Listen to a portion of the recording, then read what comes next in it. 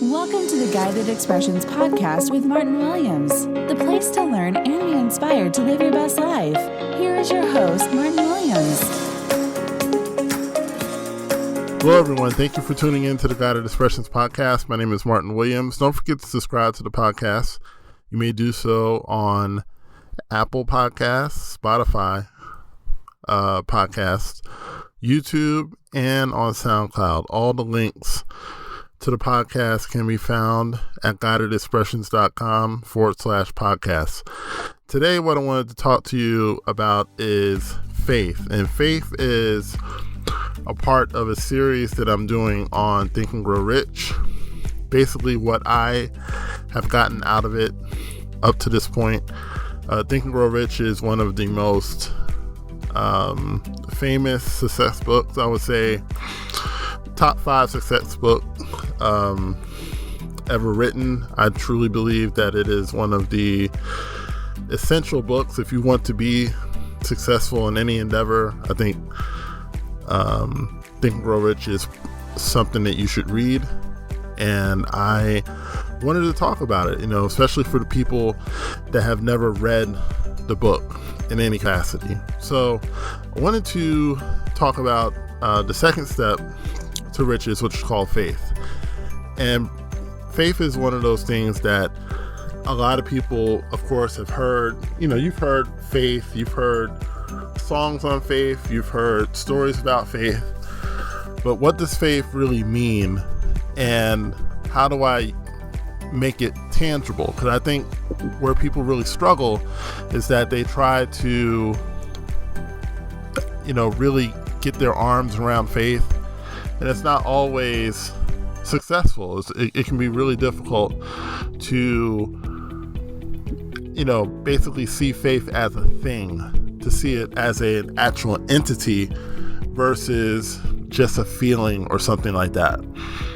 So Napoleon Hill talks about faith being something that you have to have if you're going to turn your desire into tangible wealth. And of course, he's absolutely right. Everything that we've seen materialize in the world, whether it's a chair, a television, whether it's an airplane, whether it's a computer, a phone, however you're listening to me, everything that we see was at first an idea. And that idea became something tangible because someone, or more likely more than one person, had faith that that idea could actually become reality and actually become something that we as human beings could use. So it's important to understand that faith is essential if you're going to take your idea, whatever your idea is right now, and turn it into a tangible thing. Maybe your idea is to become a multi-millionaire. Maybe your idea is to lose weight. Maybe your idea is to get married, find your soulmate. You have to have faith in order to make that happen. So how do you have faith? Well, first of all, it's important to understand that most of us already use faith, whether we want to admit it or not, or realize it or not. Say you work for a job, and that job says you're going to be paid every 2 weeks. Now, the bottom line is, there's no guarantee that you're going to get paid in 2 weeks. Most of the time, that's what happens. But there's been times when companies have failed, companies have gone out of business, and they weren't able to make payroll. Yet, that company promises you week after week that you're going to get paid every 2 weeks. And what do? You believe it. You believe it because, well, they've paid me before. But then just because they paid you before doesn't mean they're all of a sudden going to pay you now, right? I mean, just because it was sunny 2 weeks ago doesn't mean it's going to be sunny today, right? And that's a good segue. A lot of times also people use faith in the weather report. And the bottom line is that the weatherman has no bearing on the weather whatsoever. All he or she is doing is predicting what the weather is going to be tomorrow or next week. But their predictions have very little to no effect on the actual weather. I truly believe that people getting together and believing in something is powerful. And I think that has an effect, or can have an effect, on what we see. The Bible says, where 2 or 3 are gathered, there I am in the midst. So there's power in connection, and there's power in multiple people believing one thing and getting behind that idea. But I wanted to talk about you specifically. What is it that you want to see happen in your life? What is your goal? What is your idea, your big idea? You're going to have faith in order to see it come to pass. Here's how I understand faith. Faith is acting as if it's already happened. Faith is carrying yourself as if the thing that you're trying to believe for is a finished product, is a done deal. Now, for a lot of people, they have a problem with that because we live in a society where people want to see data. They want to see proof. They want to see, well, how do you know this is going to work? And the bottom line is, faith doesn't always have proof. Faith is simply a knowing within yourself. Now, it takes time to develop faith, especially the older you get. The older you get, the tougher it is to develop faith. Children have no problem having faith because they're children. There's nothing really fighting against that belief. But when you're older, we have this thing called experience. And experience can fight against faith because experience may tell us one thing and faith tells us something else. But you've got to understand that faith is a necessity. This isn't optional, right? The Bible says that we walk by faith and not by sight. We don't walk by what we see or what we've heard or what we've experienced. We walk by faith, okay?